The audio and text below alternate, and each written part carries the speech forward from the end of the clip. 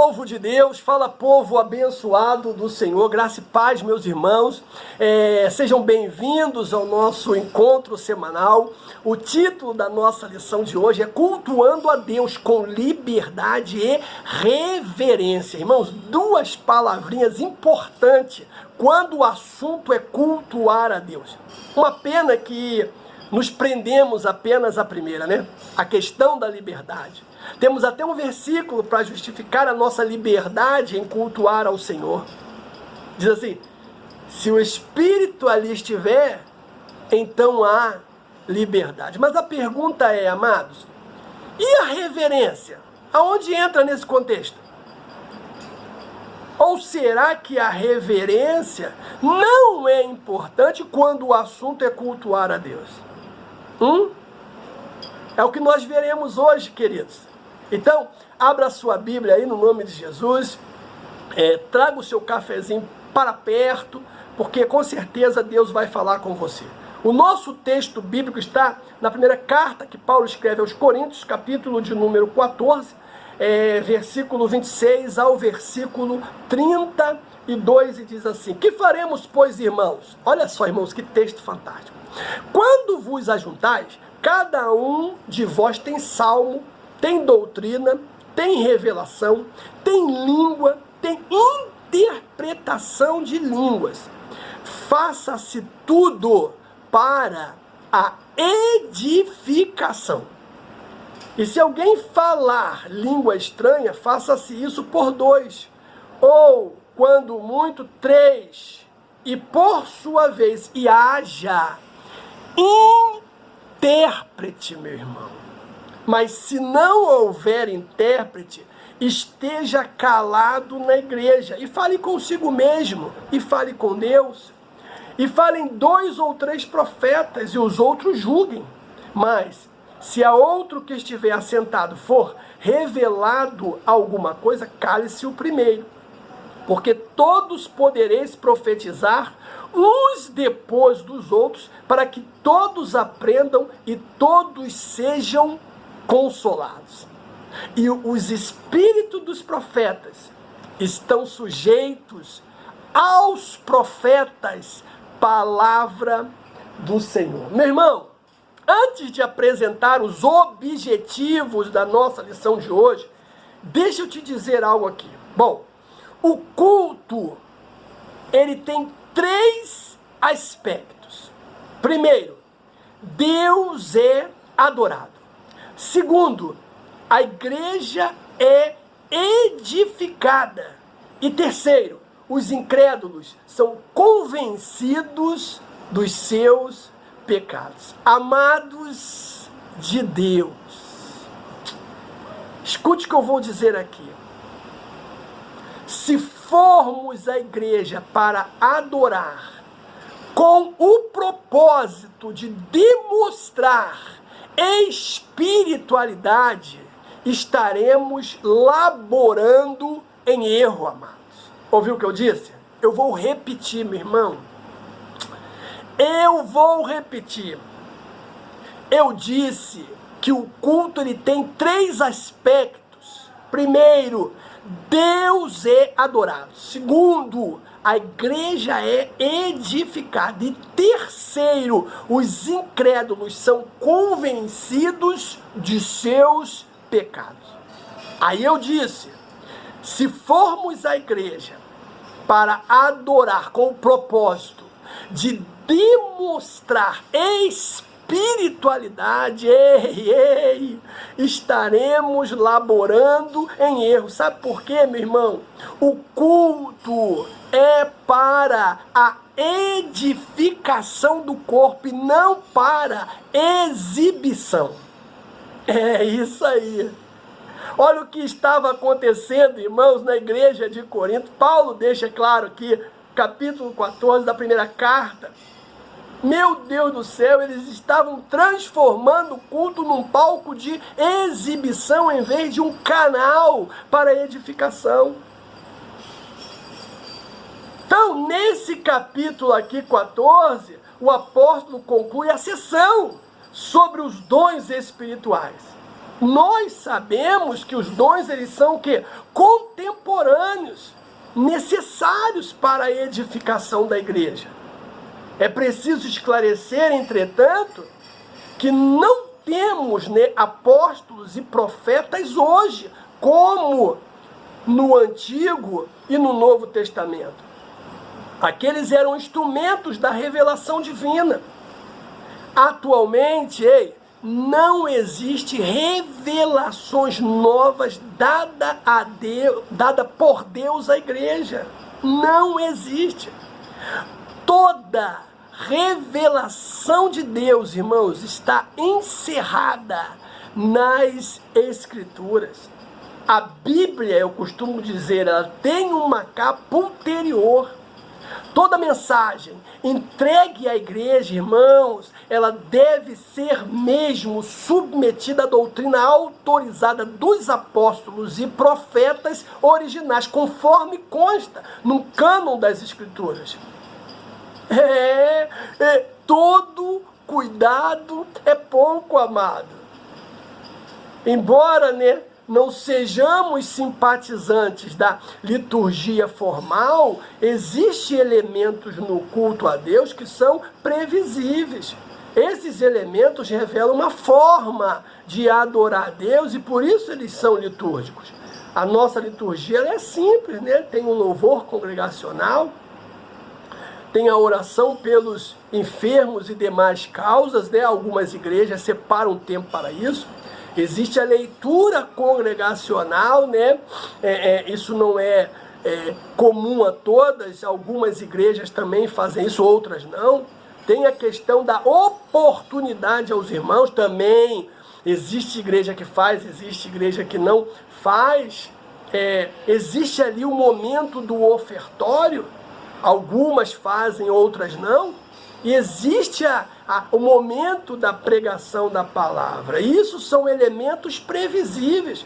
Mas tem os elementos sobrenaturais que são esperados por todos que se reúnem no nome do Senhor Jesus. São as manifestações dos dons espirituais. Aí entra o quê? As línguas, entra as profecias, né? Entra a interpretação de língua, dons de cura, milagres e por aí vai. Não podemos esquecer que tudo isso, irmãos, é para a edificação da igreja, não para a exaltação do eu, não para o engrandecimento da pessoa, não para que a pessoa se sinta mais espiritual do que os outros. É para a edificação do corpo. Outro fato marcante é a liberdade que nós temos para adorar Deus em nossas reuniões. Então, isso precisa ficar bem claro para nós. Amém, queridos? Então, nós temos 3 objetivos, irmãos. O primeiro, escute, é conceituar o culto pentecostal. O segundo é apresentar o centro do culto pentecostal, e o terceiro é explicar como se expressa a liturgia de nossas igrejas. Amados,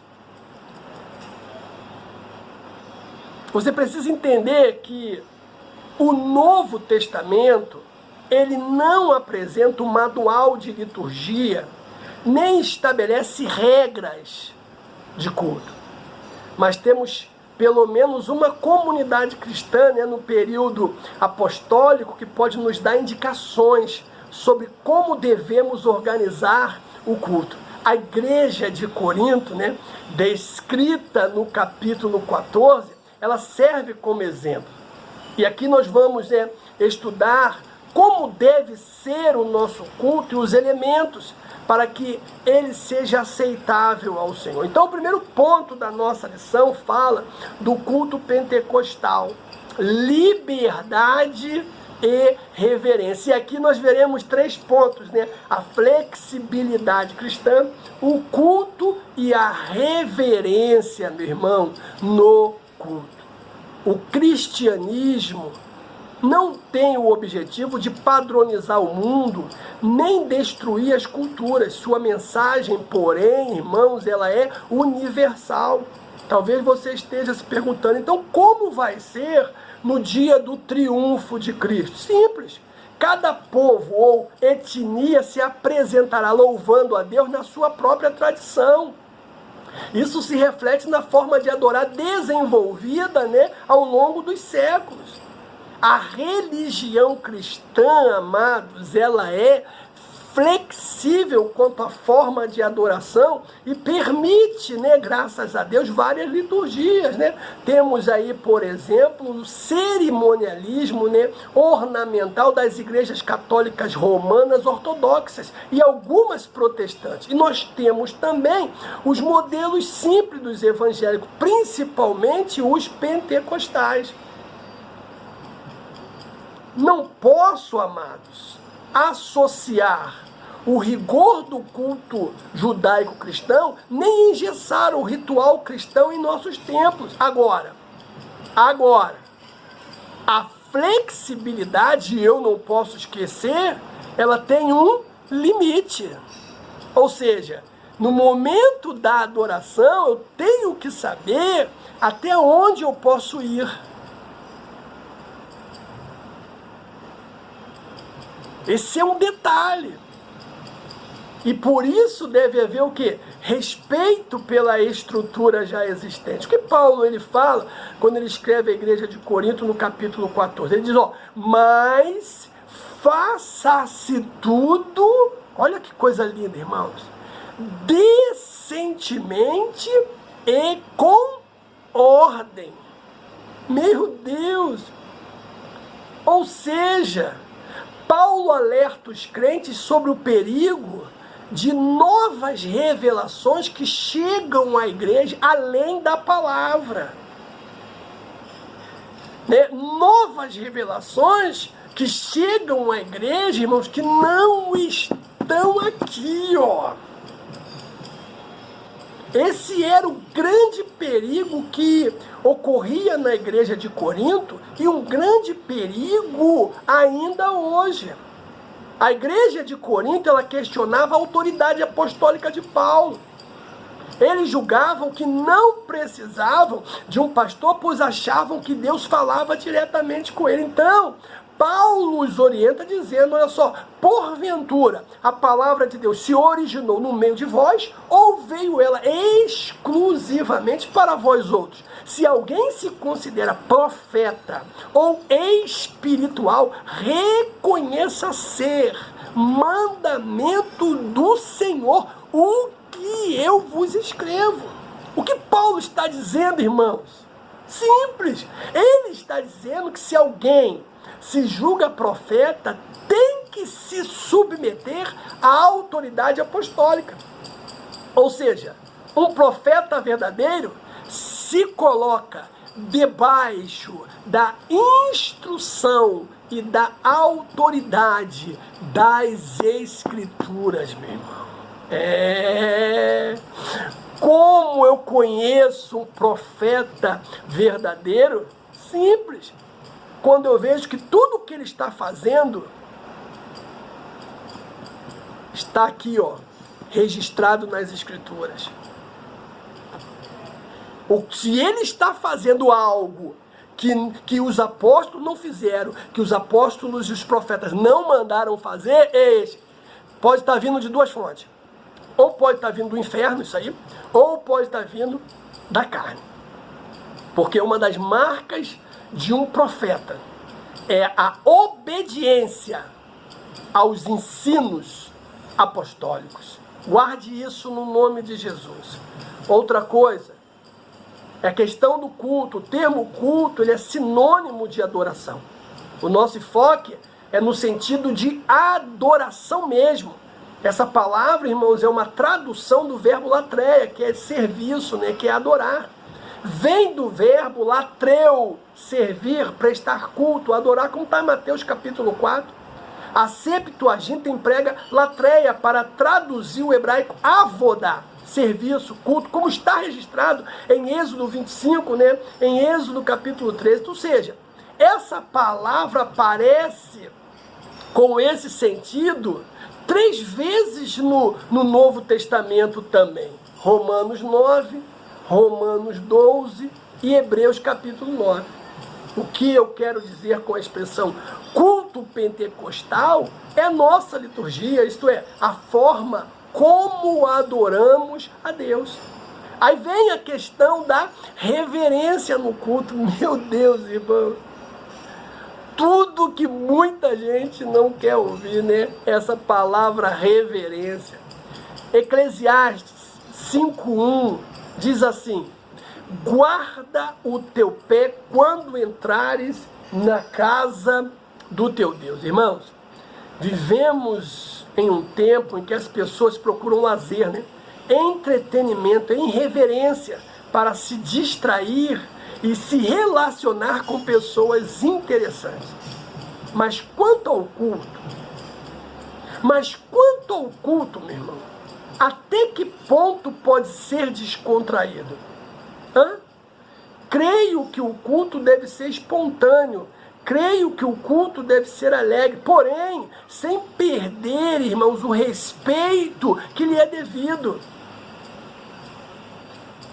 Falar isso hoje, né, em algumas igrejas, irmão, isso choca. É verdade. É capaz até de você ser visto como um herege. Mas não, essa é a verdade, queridos. Creio que o culto pode ser espontâneo. Creio sim que o culto pode ser alegre. Agora, não pode se perder o respeito, não pode. E eu não falo do respeito à pessoa que está cantando. Eu não estou falando do respeito apenas à pessoa que está ministrando. Eu estou falando do respeito ao Espírito Santo de Deus, ao próprio Deus. Sabe por quê? Porque quando nós comparecemos diante de uma autoridade, irmãos, existe um monte de preocupação, sim ou não? Eu queria ver, se você recebesse aí hoje um convite do presidente para estar com ele. Pô, você ia enlouquecer, você ia buscar saber como se comportar diante da autoridade. Você ia fazer questão de sair bem antes para não chegar atrasado nesse encontro. Você ia procurar se vestir de maneira adequada. Você não ia encontrar com o presidente de de bermuda, irmão, de camiseta, chapeuzinho na cabeça. Não, vamos combinar. Nem o católico para entrar no templo, ele tira o chapéu da cabeça. Você iria se encontrar com o presidente chapeuzinho? Duvido. Você ia querer botar um terno, uma roupa bacana, bem alinhado. Você escolher as palavras no momento da conversa, o tom de voz. Ô, meu irmão. Aí eu te pergunto, será que diante do Rei dos Reis não deveríamos ter maior respeito? Claro que sim. E sabe por que sim? Porque Jesus merece o melhor. Irmãos, a adoração a Deus é o momento mais sublime na vida humana. Significa essencialmente o reconhecimento, sabe? A celebração, a exaltação da majestade divina. Então, como ser reverente no culto? Essa é a pergunta. Então, eu quero apresentar aqui algumas coisas, né, que vai fazer toda a diferença no momento do culto a Deus. Primeiro é a questão da oração. Mateus 21:13, o que diz? A minha casa, irmãos, será chamada casa de oração. Irmãos, a coisa mais importante num culto é a oração. Se não tiver oração, é apenas uma reunião qualquer. Escutou o que eu falei? Se não tiver oração, é apenas uma reunião qualquer. Meu Deus, hoje as pessoas chegam no templo e parece que estão indo pro clube. É porque o clube é assim, você chega e fica lá fora conversando com um monte de gente antes de entrar, aquele piada, sorrir, aquela coisa toda. Aí depois de um tempo você entra. E se entrar, hoje é assim. Antigamente, eu me lembro como se fosse hoje, irmãos, o que acontecia antigamente? O cara fazia questão de chegar cedo, ali entrava, aqueles que podiam dobrar os joelhos dobravam, e ficavam ali, ó, quietinho, falando com Deus até o momento do louvor. Aqueles que não podiam dobrar o joelho ficavam sentados, mas ficavam orando, falando com Deus, gerando a reunião. Meu Deus, isso já não existe. São pouquíssimos. Conta-se no dedo aqueles que fazem isso. A oração, meu irmão, escute, ela invoca a presença de Deus no culto e leva as pessoas a se sentirem mais perto de Deus. O propósito do culto, meu irmão, é falar com Deus e ouvir a sua voz. Isso é o quê? Oração.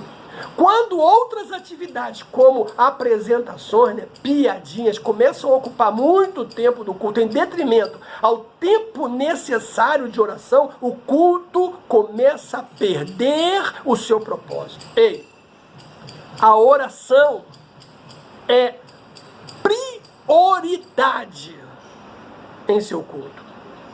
Vou além. O culto verdadeiro, o falso não, o verdadeiro, ele é cheio de oração. Segunda coisa, com relação à reverência, irmãos, é o silêncio. Que diz Abacuque 2:20?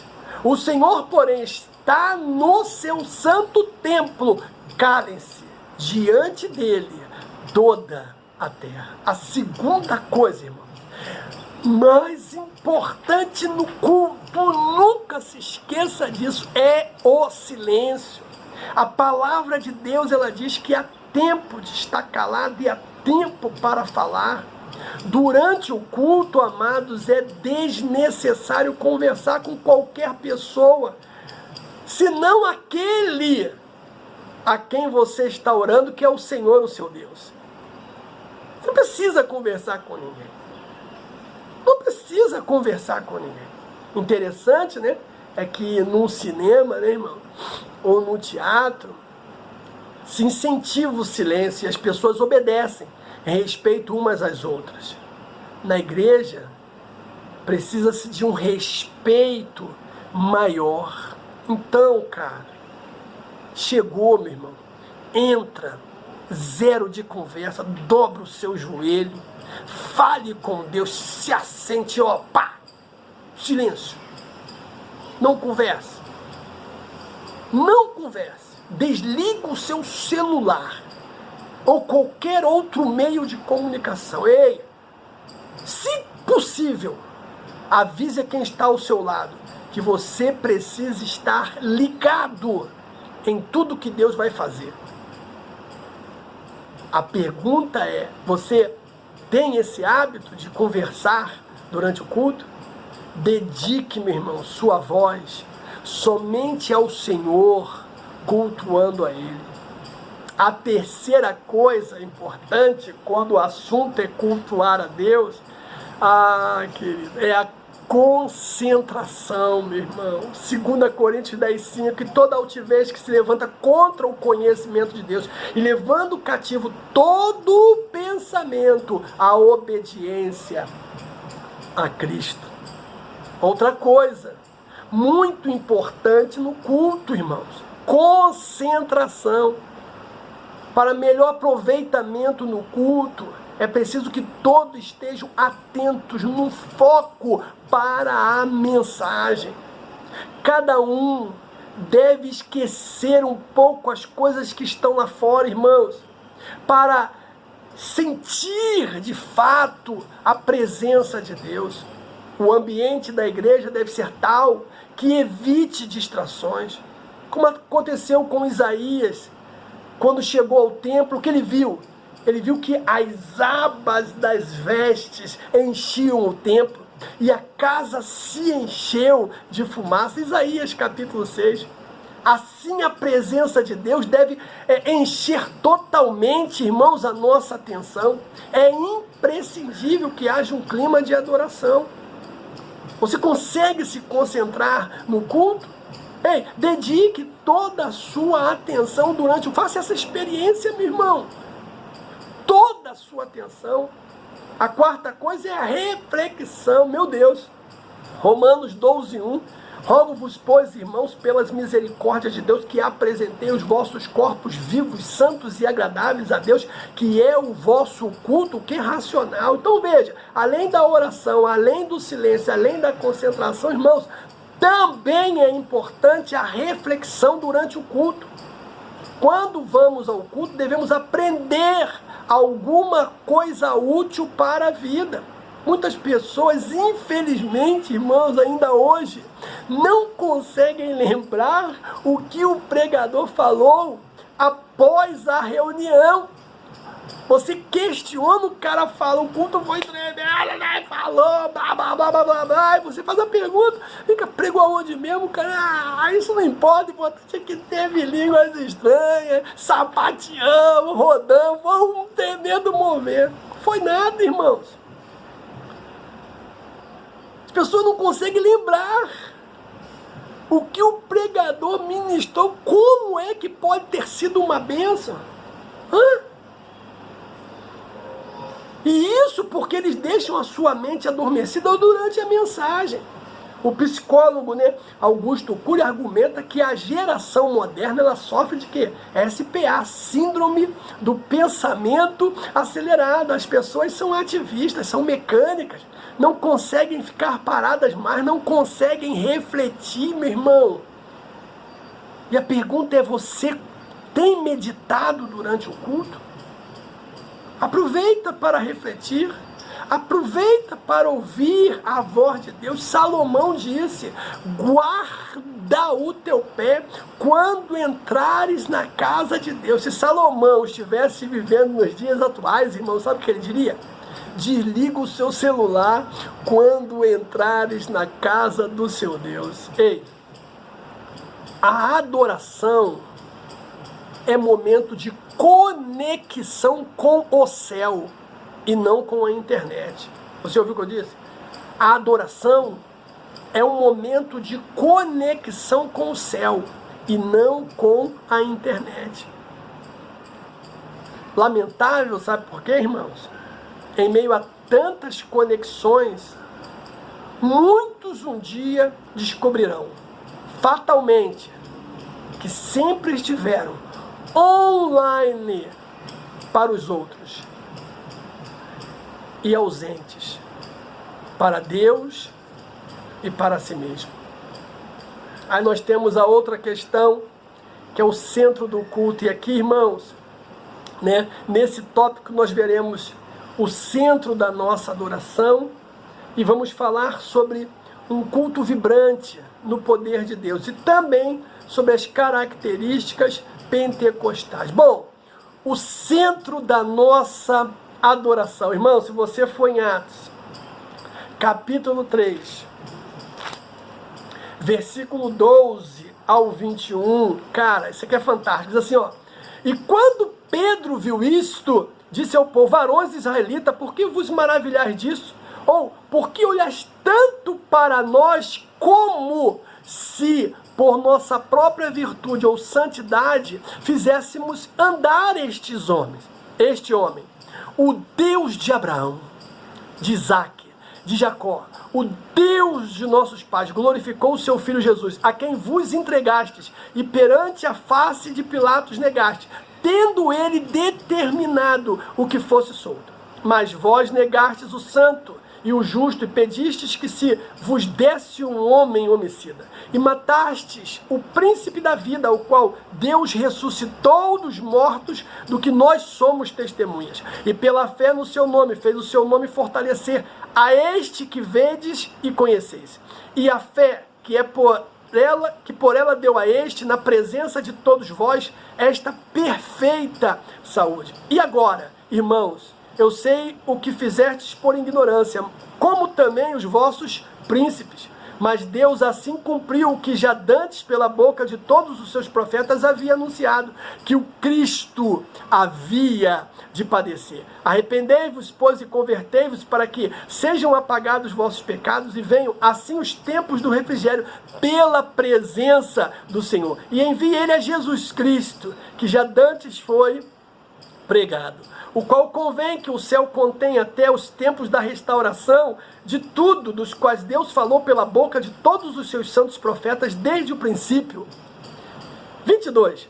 Porque Moisés disse: o Senhor vosso Deus levantará dentre vós, irmãos, um profeta semelhante a mim, e ele ouvireis em tudo quanto vos disser. Que texto bacana, irmãos, fantástico.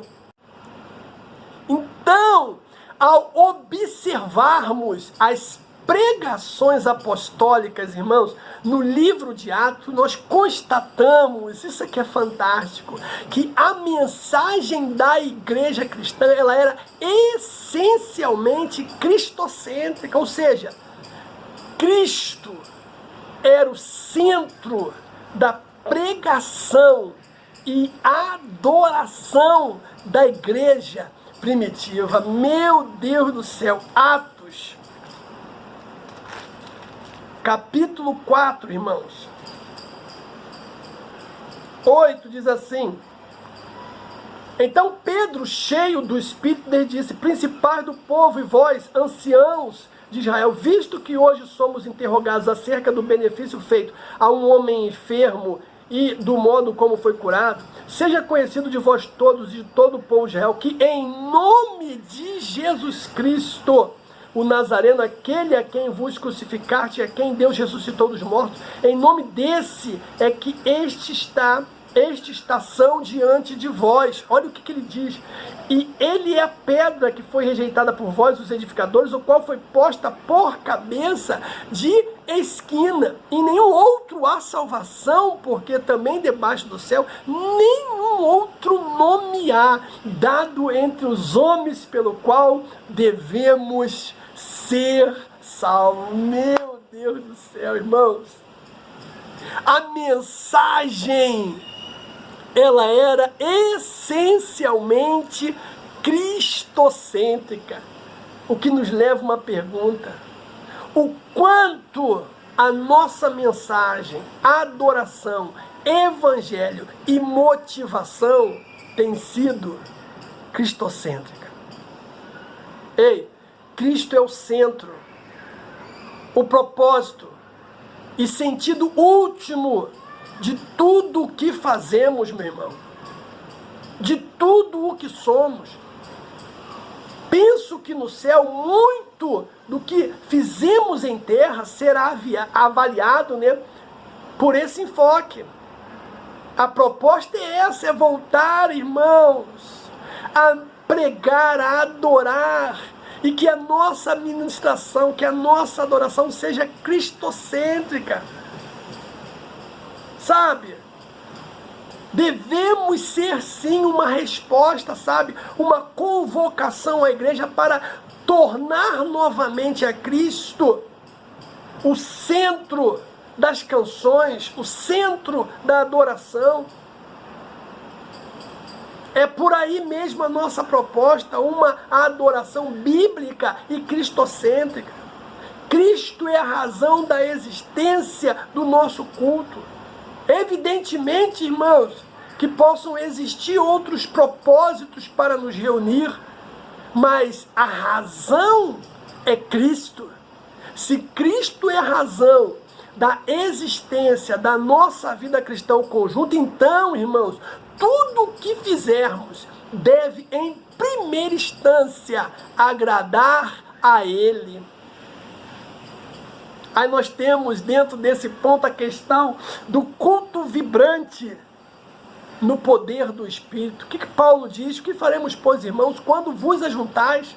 Cada um tem salmo, doutrina, revelação, língua, interpretação. Faça-se tudo para a edificação.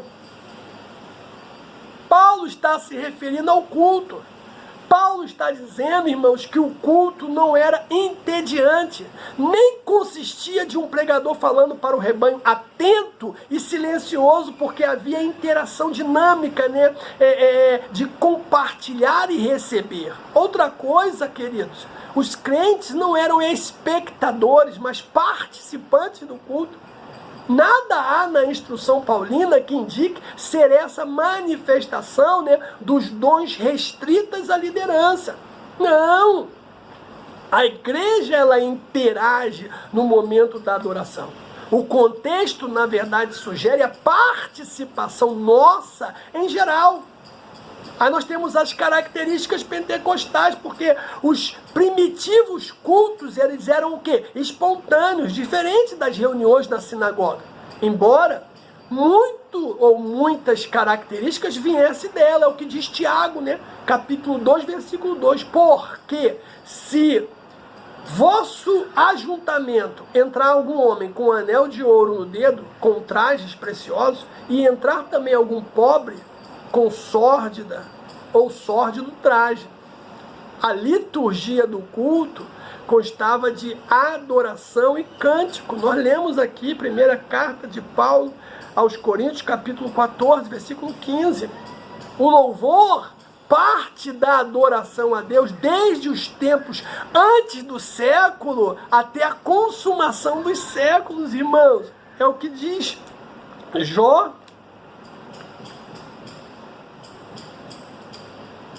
Jó capítulo 38, olha só que coisa linda. 38, versículo 7. Quando as estrelas das alvas juntas alegremente cantavam, e todos os filhos de Deus rejubilavam. Aí se você for em Apocalipse, capítulo de número 7, versículo 9... Depois dessas coisas olhei, e eis que uma multidão a qual ninguém podia contar, de todas as nações, tribos e povos e línguas, que estavam diante do trono perante o Cordeiro, trajando vestes brancas e com palmas nas suas mãos. Então é isso, o louvor parte da adoração a Deus desde os tempos antes dos séculos até a consumação dos séculos. Cara, a leitura, irmãos, e a exposição das escrituras sagradas aparece como elemento do culto cristão em outra fonte, né, paulina. Nós podemos dizer isso com muita tranquilidade. Paulo falando a Timóteo, capítulo 4, 3, ele diz: persiste em ler, exortar e ensinar. Ou seja, esta instrução é a reverência ou referência à leitura bíblica. Não deixe de ler, não deixe de meditar no que você está lendo. Aí tem as ofertas, né, que são parte da adoração bíblica desde os tempos também do Antigo Testamento. Está em Deuteronômio 26, 1 Coríntios 16, 2 Coríntios capítulo 9. O objetivo delas é levar a obra de Deus enquanto a igreja ainda está na terra. E o outro ponto da nossa lição fala como se expressa a liturgia das nossas igrejas. É simples, né, irmãos? As reuniões de adoração são diversificadas. Temos cultos públicos, né, chamados por muito como culto da família, culto de oração, culto de ensino, culto de doutrina, né, EBD, além de atividades para as crianças, para os adolescentes, para os jovens, né, para anciãos. Algumas igrejas têm. Meu Deus, é diversificado. A nossa liturgia é simples e permite, né, graças a Deus, que qualquer irmão adore a Deus com liberdade. Nenhum deles ou a nenhum deles é negado, irmãos. Todos têm a oportunidade de falar à igreja o que Jesus já fez na sua vida. São os testemunhos sobre a salvação, né? Sobre as bênçãos que receberam. A maior baseia a sua fé nos relatos bíblicos, e são os milagres registrados na Bíblia que inspiram e levam os irmãos a receberem as bênçãos. É o que diz Marcos 16, né? Capítulo 15 ao 20. Marcos 16...